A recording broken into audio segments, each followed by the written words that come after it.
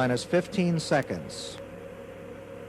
Savannah Joy here, reporting live from Cape Canaveral, Florida, and the launch of the 25th Space Shuttle mission. The Challenger is going into orbit in just a few seconds to carry out a routine mission, as well as take the very first civilian into space.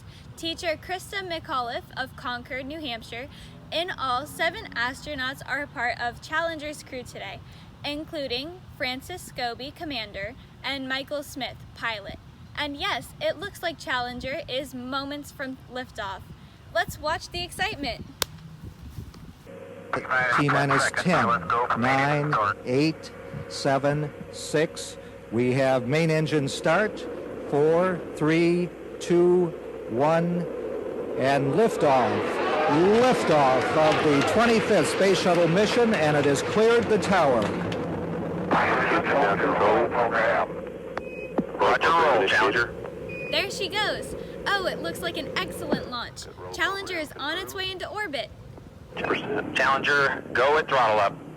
Challenger, go at throttle up.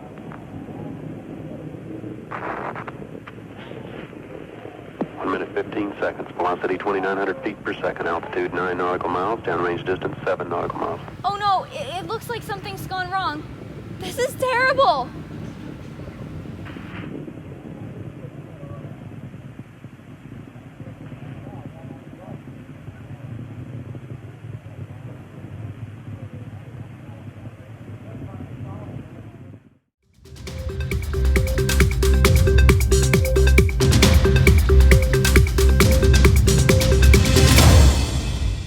More details continue to come in about last week's disastrous launch of the Space Shuttle Challenger.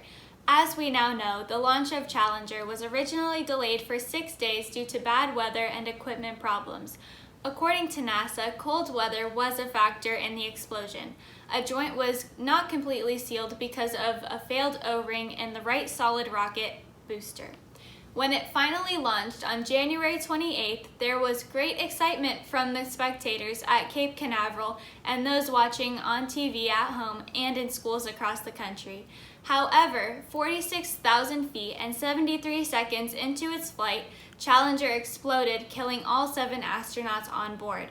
Brian Ballard, a student at Krista McAuliffe's school, was there at the launch to cover the event for his school newspaper.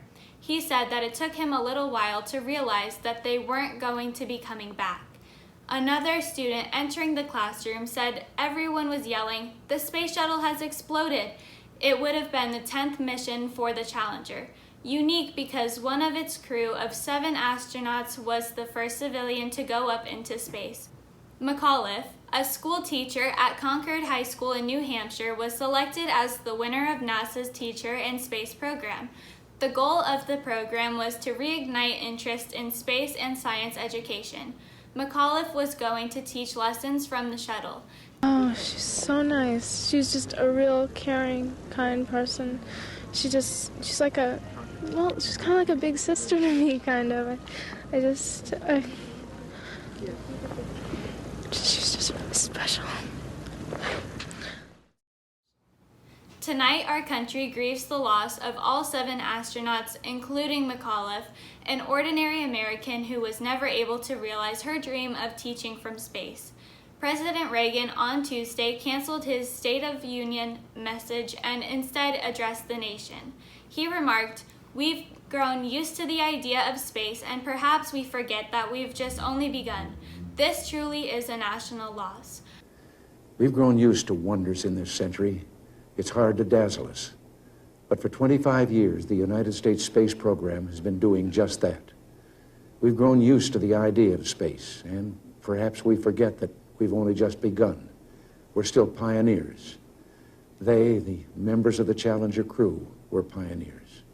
As he said about the Challenger crew, "We will never forget them, nor the last time we saw them." This morning, as they prepared for their journey and waved goodbye and slipped the surly bonds of Earth and to touch the face of God. The shuttle program has been suspended indefinitely while NASA scientists seek to make many changes to the design of the shuttle to make it safer. As some predict, the culture at NASA will change since some engineers had raised concerns about Challenger's launch before it happened. They say it is important to implement a stronger safety organization, ask more questions, and listen. For SNA News, I'm Savannah Joy.